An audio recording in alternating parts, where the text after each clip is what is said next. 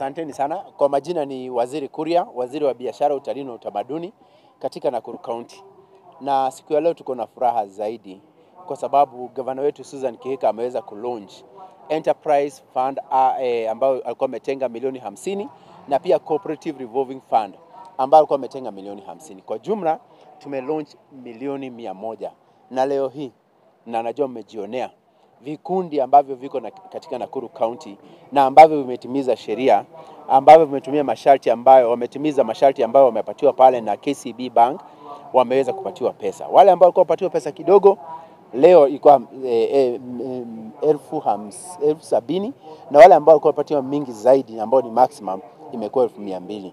Na tunashukuru sana kwa sababu vikundi vingi sana katika Nakuru County vimeweza kujitolea na wanahakisha kwamba wanatimiza hayo masharti. Na masharti kwa sababu watu wa Nakuru wanaweza taka kujua, moja ya masharti ambayo imewekwa ni watu wakuwe katika kikundi, hiyo ndio ya kwanza. Ya pili ni watu wakuwe in existence for more than 1 year. Yaani watu wakuwe na kikundi ambacho kimekuwepo kwa muda wa mwaka moja.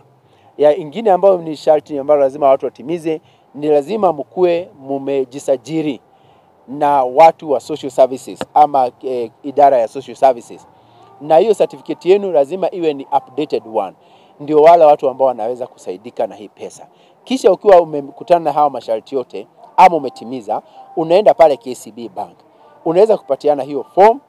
Kama hauna akaunti pale KCB, ni rahisi sana kwa wale ambao katika vikundi. Mnaweza kutoa statement yenu ya mahali ambapo mnatoka, kama ni banki nyingine, mnaweza kuoneshana kwamba mmekuweko kwa muda wa mwaka moja. Hiyo inamaanisha mnatoa statement ya 1 year. Mnapeleka pale KCB. Na baada ya hapo mnaweza kukua processed, mnapatiwa hiyo pesa kulingana na uwezo wenu wa kulipa. Kwa wale ambao katika vyama vya ushirika, ambavyo tunafurahi sana kwa sababu gavana wetu amekuwa akihakikisha hii movement ya vyama vya ushirika ni kubwa sana hapa Nakuru County. Na vile ambavyo tunazungumza sasa hivi, Nakuru County tuko na vyama vya ushirika zaidi ya 500. Lakini wale ambao wamefanya application ni zaidi ya 50 cooperative societies.